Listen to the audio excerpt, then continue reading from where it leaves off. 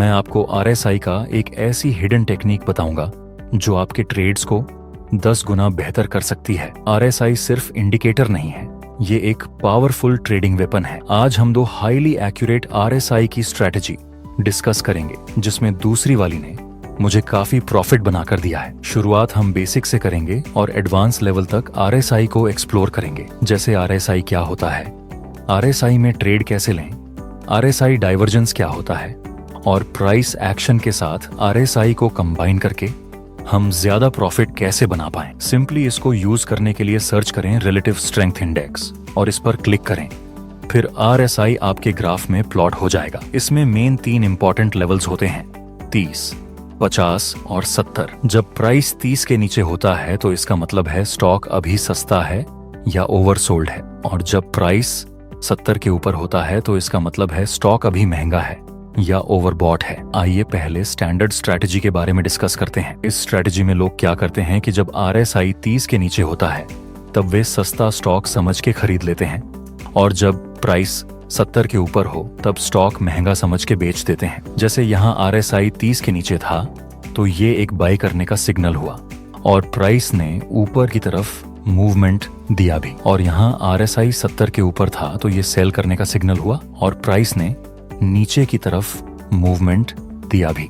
लेकिन ये standard strategy है, जिस वजह से इसमें हमें फेक सिग्नल मिलने का रिस्क भी ज्यादा रहता है। आप देख सकते हैं यहाँ RSI 30 के नीचे था, तो अगर हम सिर्फ RSI को देखकर खरीदते तो यहाँ हमारा स्टॉप लॉस हिट हो जाता, और यहाँ RSI 70 के ऊपर था और सिर्फ इसको देख के हम बेचते तो भी हमारा स्टॉप लॉस हिट हो जाता। ऐसे फेक सिग्नल को अवॉइड करने के लिए आपको RSI डाइवर्जेंस का यूज करना चाहिए। दोस्तों, 3 अलग अलग टाइप्स के डाइवर्जेंस होते हैं, और लास्ट में मैं आपको ये भी बताऊंगा कि इन तीनों में से कौन सा डाइवर्जेंस स्ट्रॉन्ग है। ए, जब price lower low and lower high के स्ट्रक्चर में नीचे आता है, लेकिन RSI higher high and higher low के स्ट्रक्चर में ऊपर की तरफ मूव करता है, तो इसको हम RSI बुलिश डाइवर्जेंस बोलते हैं। उसी तरह जब price higher high and higher low की फॉर्मेशन में ऊपर की तरफ मूव करती है, लेकिन RSI lower low and lower high की फॉर्मेशन बनाता है, तो ऐसे डाइवर्जेंस को हम बेरिश डाइवर्जेंस बोलते हैं। बी, दूसरा डाइवर्जेंस है जब मार्केट नीचे आ रहा होता है और नया लो नहीं बना पाता पर डबल बॉटम बनाता है, और नीचे RSI भी higher high and higher low की फॉर्मेशन बनाने लगता है। ये एक बुलिश डाइवर्जेंस है, लेकिन स्ट्रॉन्ग बुलिश डाइवर्जेंस है। ये स्ट्रॉन्ग बुलिश डाइवर्जेंस क्यों है, इसका लॉजिक मैं आगे बताऊंगा। जब market higher high and higher low के स्ट्रक्चर में ऊपर की तरफ मूव करता है और नया हाई नहीं बना पाता पर डबल टॉप बनता है, और नीचे RSI lower low and lower high के स्ट्रक्चर में नीचे गिरने लगता है, तो ऐसे डाइवर्जेंस को हम स्ट्रॉन्ग बेरिश डाइवर्जेंस बोलते हैं। सी, तीसरा डाइवर्जेंस है कि जब प्राइस नीचे आती है लेकिन RSI डबल बॉटम बनाता है या फिर RSI फ्लैट हो जाता है। ये भी एक बुलिश डाइवर्जेंस है, लेकिन ऐसे डाइवर्जेंस हमारे कोई काम का नहीं। ऐसे ही प्राइस अप ट्रेंड में मूवमेंट करती है पर RSI फ्लैट हो जाता है या डबल टॉप बनाता है। ये भी एक बेरिश डाइवर्जेंस है, लेकिन इसको भी हमें इग्नोर कर देना है। सी, डाइवर्जेंस को हमें इग्नोर करना है। बी, डाइवर्जेंस स्ट्रॉन्ग है क्योंकि यहाँ देखिए मार्केट नीचे नया लो नहीं बना पा रहा। अगर यहाँ सेलर्स सेल करने में ज्यादा इंटरेस्टेड होते तो हमें नया लो दिखने को मिलता, लेकिन ऐसा नहीं हुआ, जिस वजह से हम बोल सकते हैं कि यहाँ सेलर्स कमजोर हो रहे हैं और नीचे RSI भी बुलिश डाइवर्जेंस शो कर रहा है। यहाँ हमें प्राइस में और RSI में दोनों में सेम सिग्नल मिला सेलर्स की वीकनेस का, इसलिए ये एक स्ट्रॉन्ग बुलिश डाइवर्जेंस है। ए, डाइवर्जेंस नॉर्मल है क्योंकि अभी ये प्राइस तो नीचे मूव कर रही है, प्राइस में हमें कोई भी ऐसा सिग्नल नहीं मिला कि सेलर्स कमजोर हो रहे हैं। यहाँ सिर्फ और सिर्फ RSI में ही सिग्नल मिल रहा है बुलिश डाइवर्जेंस का, इसलिए ये डाइवर्जेंस नॉर्मल है। और सी डाइवर्जेंस में तो प्राइस में भी कोई डाइवर्जेंस नहीं मिलता और RSI भी सिर्फ फ्लैट है, इसलिए ऐसे डाइवर्जेंस को हमें इग्नोर कर देना है।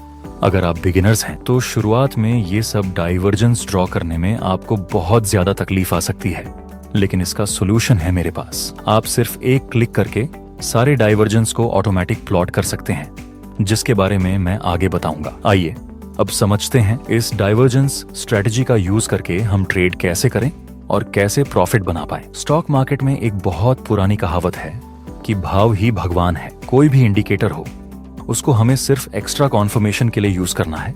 सिर्फ इंडिकेटर के बेस पर हमें कोई ट्रेड नहीं लेना है। आप देख सकते हैं मार्केट अभी lower low and lower high के स्ट्रक्चर में नीचे आ रहा है। नेक्स्ट प्राइस नया लो नहीं बना पाता और डबल बॉटम की फॉर्मेशन बनाता है, जो कि एक बुलिश पैटर्न है। अगर हम RSI को देखें तो उसने भी हमें बुलिश डाइवर्जेंस शो हो रहा है। अभी इस लेवल ने यहाँ रेजिस्टेंस का काम किया था, वहीं आगे जाके सपोर्ट का काम करेगा। ब्रेकआउट देने के बाद प्राइस रिटेस्ट के लिए आता है।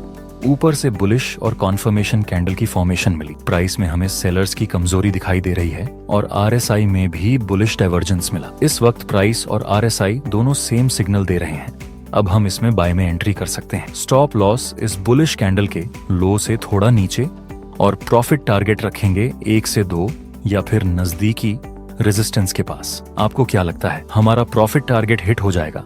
फाइनली हमारा टारगेट हिट हो चुका है। अब कुछ लोग कहेंगे कि ये ट्रेड तो हम सिर्फ चार्ट पैटर्न का यूज करके भी ले सकते थे। ये डबल बॉटम, ये इसकी नेकलाइन का ब्रेकआउट और प्राइस रिटेस्ट करके ऊपर चला गया। ये तो बहुत ही सिंपल था, तो फिर इसमें RSI को यूज करने की क्या जरूरत है? माय डियर फ्रेंड्स, कभी कभी चार्ट पैटर्न्स में भी फेक ब्रेकआउट मिलने के चांसेस रहते हैं, जिसको अवॉइड करने के लिए हम RSI का यूज करते हैं। जैसे आप यहाँ पे देख सकते हैं, अभी प्राइस डाउन ट्रेंड में मूव कर रही है और नीचे डबल बॉटम की फॉर्मेशन मिली। ऊपर से हमें इस नेकलाइन का ब्रेकआउट मिला, तो अगर हम यहाँ बाय में एंट्री करते तो हमारा स्टॉप लॉस हिट हो जाता। पर इसके बजाय हमने RSI का भी यूज किया होता तो हमें साफ दिखता कि अभी RSI न ही ओवरसोल्ड है और न ही कोई बुलिश डिवर्जेंस दे रहा है। ट्रेड लेने से पहले हमने RSI का यूज किया होता तो अभी हमारा जो स्टॉप लॉस हिट हुआ वो नहीं होता। अब आप समझ गए होंगे कि क्यों हमें RSI का यूज करना चाहिए। यहाँ आप देख सकते हैं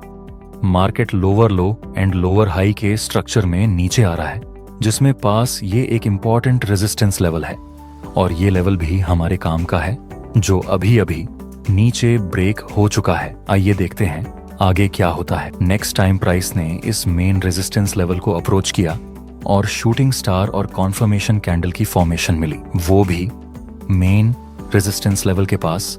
प्राइस एक्शन के अनुसार ये एक सेल करने का सिग्नल है, लेकिन हमें एक और कॉन्फर्मेशन चाहिए। क्या RSI में कोई बियरिश डिवर्जेंस या ओवरबॉट जैसा कोई सिग्नल मिला? इस बार हमें RSI में भी एक बियरिश डिवर्जेंस का सिग्नल मिला। अब हम सेल में एंट्री कर सकते हैं।